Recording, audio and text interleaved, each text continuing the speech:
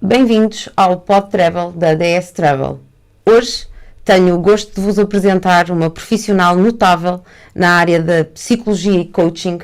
É uma psicóloga e coach altamente qualificada que atualmente desempenha um papel crucial na equipa da clínica Learn to Be.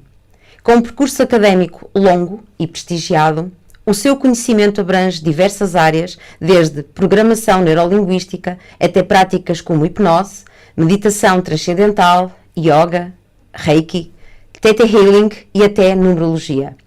A sua experiência abrange o desenvolvimento pessoal e profissional, destacando-se como uma especialista em coaching.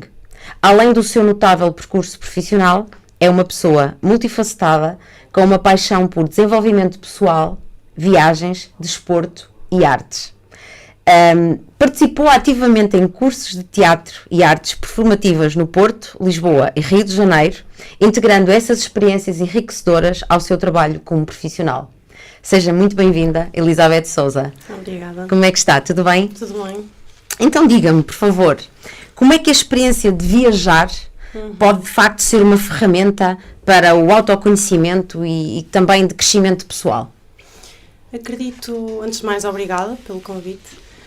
Acredito muito que as viagens acaba por ser um mergulho no desconhecido, um mergulho na nossa zona de desconforto, que não estamos habituadas ao automatismo do dia-a-dia, e acaba por nos fazer tornar algo mais, um ser observador de nós mesmos, mais conscientes de nós mesmos, e com esse mergulho no desconhecido e no desconforto conseguimos olhar fora da ilha, com uma visão como observador e para nós, como mergulho interior. Então torna-se um grande autoconhecimento quando nós experienciamos no desconhecido e nos vivenciamos dentro dessas experiências, regressamos melhor aos nossos valores. Então, por isso é que já me falou aí algumas coisas. Quais é que considera ser os principais benefícios psicológicos que nós podemos encontrar em viajar e ao explorar novos lugares? Qual é assim o grande benefício? Se pudesse definir um ou dois. Eu não acredito muito nas coisas dentro de uma caixa e lineares. De forma geral, diria que o principal benefício seria o aumento da segurança interna, visto que o conforto é uma ilusão, é uma falsa ilusão, não existe. Existe sim uma segurança interna, que ao termos essa segurança interna, um bom enraizamento e consciência cada vez maior de quem nós somos, independentemente do lugar que tivemos, nós vamos ter essa segurança em nós e nesse lugar. Portanto, maior segurança interna, sim. Muito bem. E diga-me também, Elizabeth, como é que acha que as viagens podem ajudar as pessoas a expandir as suas perspectivas, focando aqui no aumento da empatia? Acredito que o ser humano é magnífico, é infinito, tem competências que não terminam, não é? Apesar de, no dia-a-dia, acharmos que não, se nós explorarmos experiências, conhecemos lugares diferentes, pessoas diferentes, aumentamos o quê? A consciência do ser humano. Ao ter mais experiências, o que é que vai acontecer? Conseguimos ter e sentir situações similares ao outro, então vamos a priori ter mais empatia. Além de que, conhecendo mais pessoas, aumentamos também a conexão e a sensibilidade pelo ser humano. Então acredito que também é. Sim. Muito bem, diga-me, já falamos aí usou o termo sair da zona, ir para a zona de desconforto, portanto, existe alguma relação entre sair da zona de conforto ao viajar e o desenvolvimento pessoal? Como é que isto funciona? Existe assim algum exemplo que nos possa dar, que possa deixar? Porque de facto é ir para a zona de desconforto, saindo da zona de conforto. Portanto, qual é que é o exemplo? Como é que isto funciona? De facto, viajar é um lugar para outra cultura, outras pessoas com outros mindsets, alargamos a nossa visão e saímos da nossa zona de conforto, que é o automatismo. Nós somos cerca de 92 inconscientes. Então, só 8% é que temos consciência das nossas ações. Então, quanto mais nós aumentarmos o contacto com o desconforto e a nossa consciência, mais fácil se torna vivermos como observadores da nossa realidade. Então, como desenvolvimento pessoal e a zona de desconforto, facilita bastante este contacto com as viagens, que está alinhado, super alinhado. Como exemplo, eu tenho vários exemplos que hoje em dia faria de forma diferente, e é isso que as experiências, a coragem, a tomada de decisão e a tomada de ação ao longo da vida nos vão permitindo, é perceber o que é que nós faríamos no futuro e o que é que nós não faríamos. Já não fazia.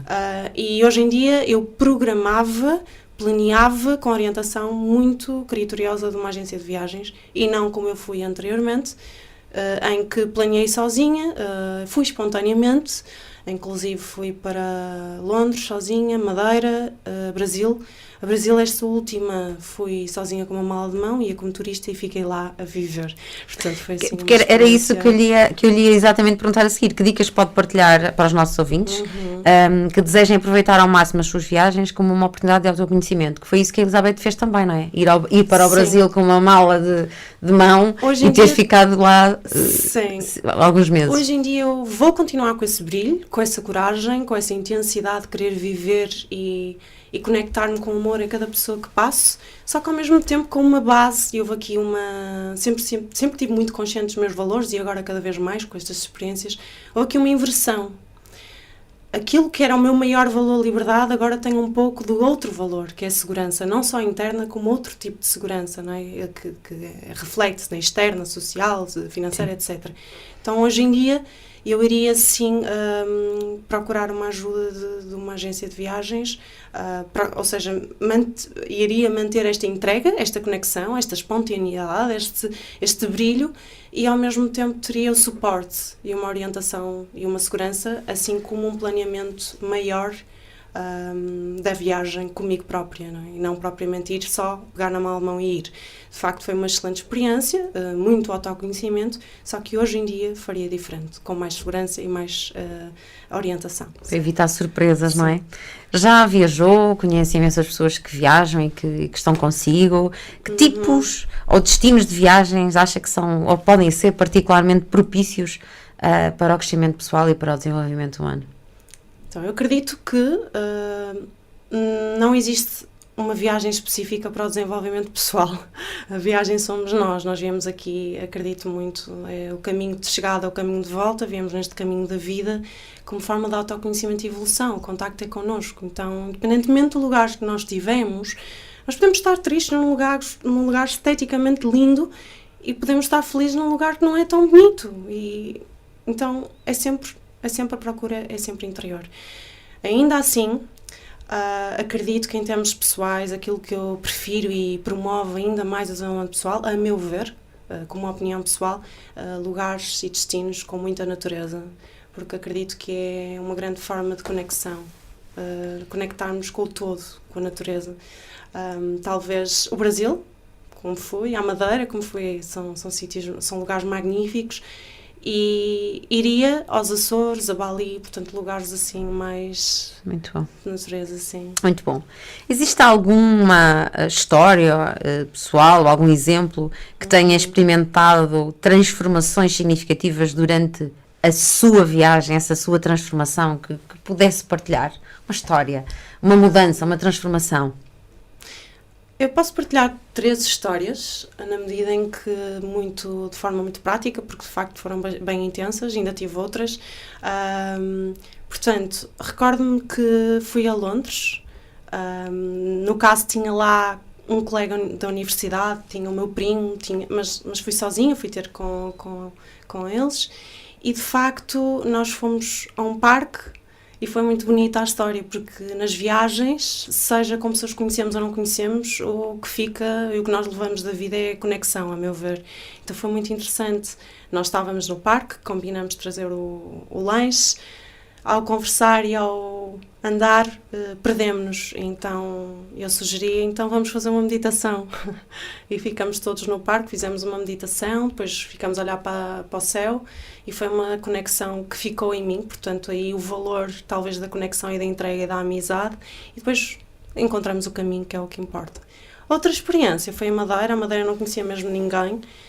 Fui sozinha, espontaneamente também, e conheci uma senhora já com os seus 40 e tal, 50, super com espírito leve, jovem, super interessante e que do nada conhecia, demos-nos muito bem. Se eu voltar lá, eu irei voltar a vê-la, com certeza. E me apresentou aqui a ilha.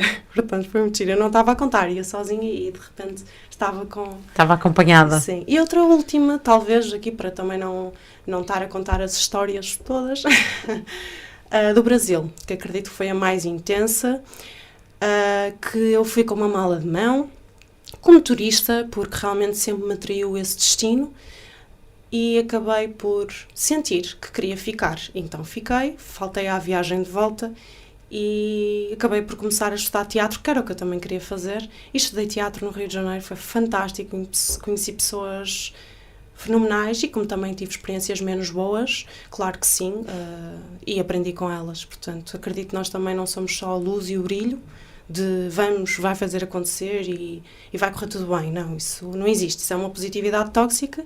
Existe sim uma parte da sombra, uma parte menos boa que é importante lidar e que agora tenho uma maior consciência que o que poderia ter feito e o que não poderia.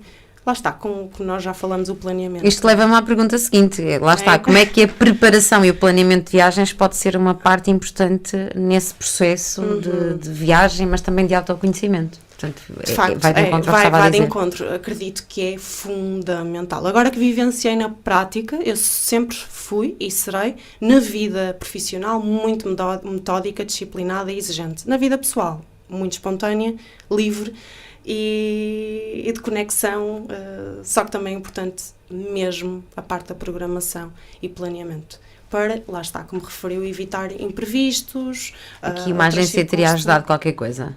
Como? Aqui uma agência teria ajudado qualquer coisa nesse planeamento, se fosse uma coisa pensada. Se bem que eu tive inicialmente só pela compra da viagem. Pois, não, isso é o normal. Sim, e depois tudo o resto e todo o enquadramento é importante.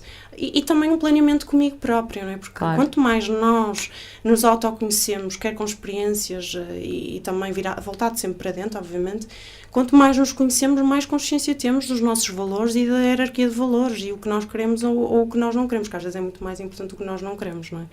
E então, sim. Se vai aqui aos medos, que conselhos é que daria a pessoas que estão até algo relutantes em viajar devido a preocupações com ansiedade, com medo?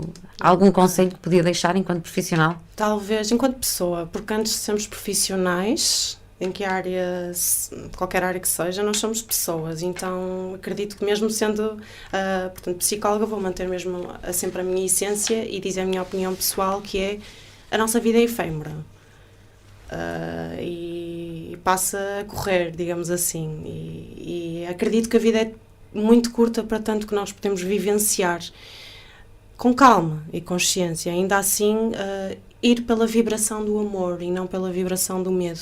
Porque o medo é real, nós temos o nosso cérebro foi feito para viver em sobrevivência, não foi feito para viver na realização e na escolha, foi feito para viver em sobrevivência, como se nós estivéssemos sempre em perigo e no medo.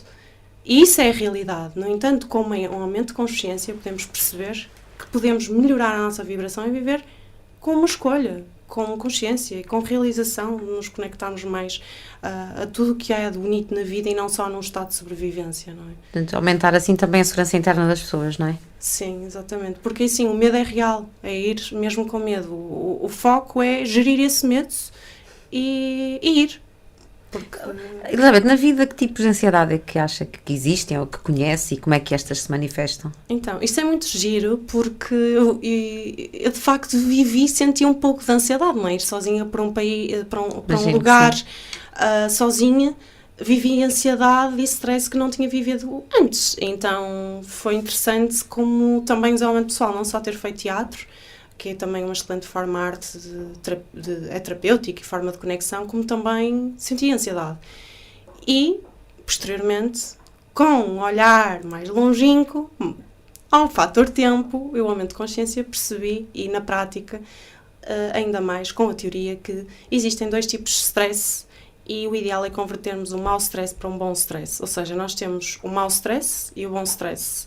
O bom stress é aquele que nós temos uma atenção focada, sabemos bem para onde queremos ir e está essa energia direcionada, uma atenção para esse tópico, digamos assim. Sim.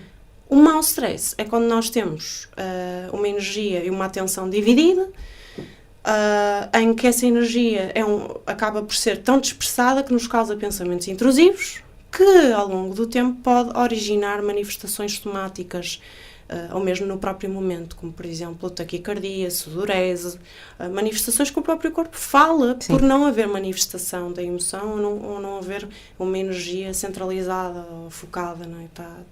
Então o ideal é nós passarmos deste mau stress, que é para um bom stress, que acaba de ser a reatividade, que é o nosso estado inconsciente e automático, nós só reagimos, que é o nosso eu do passado, para passarmos a viver num estado consciente para o nosso eu do presente, que é aquilo que nós estamos constantemente a criar. E as terapias também podem ajudar nisso. Exatamente, com certeza.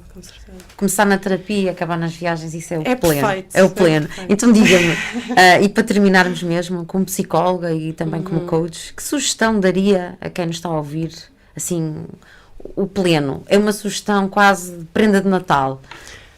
Viverem com a maior autenticidade e alinhados com vocês próprios, porque cada ser é único, bonito, da sua forma diferente, e a autenticidade é aquilo que realmente nos destaca, e alinhados com os nossos valores. Dizer mais sim a nós e não a outro se for necessário, vivendo com os nossos valores autênticos e, acima de tudo, complementar com empatia pelo outro, porque a viagem é curta e nós estamos aqui para nos conectar uns aos outros. E acredito que é entrega, conexão e autenticidade, talvez. Bem-aja, foi um gosto conversar consigo, está bem? Obrigada.